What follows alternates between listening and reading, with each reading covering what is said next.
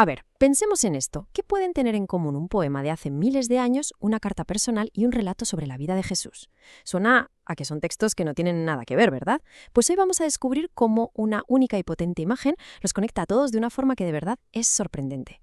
Es que si lo miras a primera vista no podrían ser más distintos. Tenemos un salmo, una epístola y un evangelio. Y sin embargo hay un hilo invisible que los cose, que los une.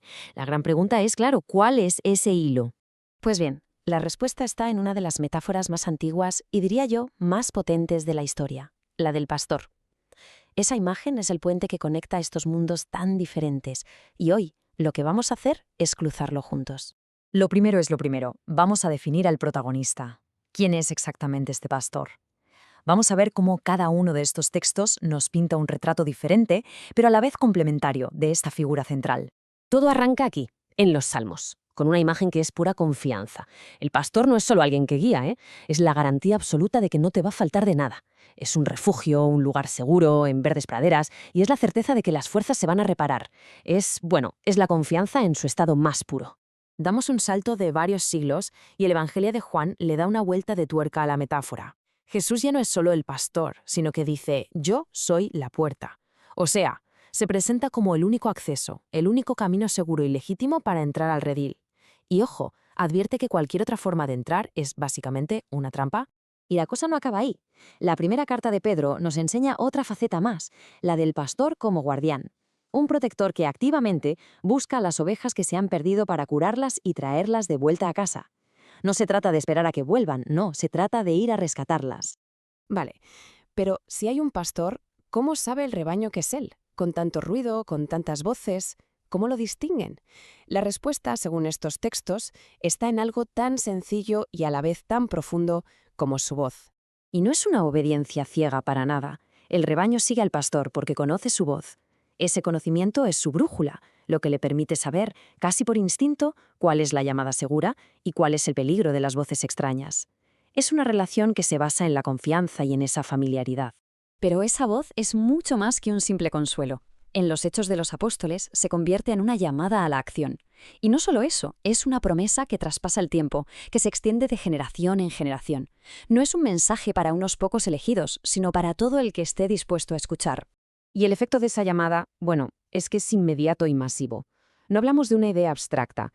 El texto cuenta literalmente cómo 3.000 personas se unen al rebaño en un único día. Es una prueba tangible, real, del poder transformador que tiene esa voz. Bien, entonces, ¿cuál es exactamente la misión de este pastor? Los textos nos lo pintan como un conflicto fundamental, una elección clara entre dos fuerzas totalmente opuestas, la vida por un lado y la destrucción por el otro. El Evangelio de Juan lo deja clarísimo, sin medias tintas. El pastor viene para dar vida, y no cualquier vida, sino una vida en abundancia. El ladrón, en cambio, tiene un único objetivo: robar, matar y destruir. Es la elección definitiva entre la plenitud y la nada más absoluta. Si juntamos todas las piezas del puzzle que nos dan estas lecturas, vemos el cuadro completo. Va desde la calma y el sustento de los salmos, hasta el sacrificio que cura de Pedro y la promesa de una vida plena de Juan.